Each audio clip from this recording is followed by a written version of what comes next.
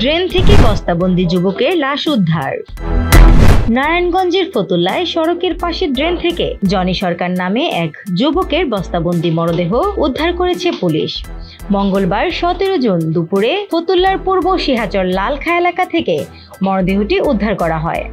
নিহত জনি সরকার সিলেট জেলার জামালগঞ্জ থানার বিষ্ণুপুর গ্রামের করুণা সরকারের ছেলে। স্থানীয় সূত্রে জানা যায়, সকালে কর্মস্থলে যাওয়ার পথে ড্রেনের মধ্যে বস্তাবন্দি মরদেহের একটি পা দেখে সন্দেহ হলে স্থানীয় ফতুল্লা মডেল থানা পুলিশকে বিষয়টি জানায়।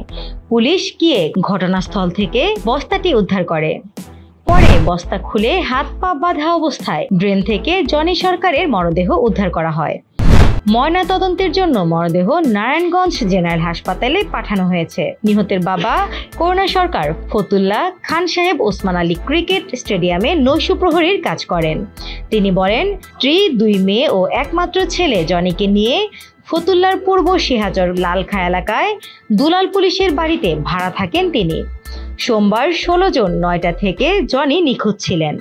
সকালে খবর পান ড্রেনে একটি বস্তাবন্দি মরদেহ পড়ে আছে। এরপর পুলিশ এসে বস্তা থেকে মরদেহ বের করলে জনিকে শনাক্ত করেন তিনি।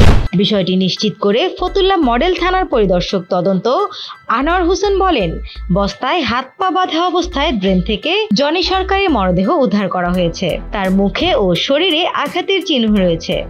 ধারণা করা হচ্ছে তাকে হত্যা করা হয়েছে। ময়না তদন্ত রিপোর্টে হত্যার প্রকৃত কারণ পাওয়া যাবে।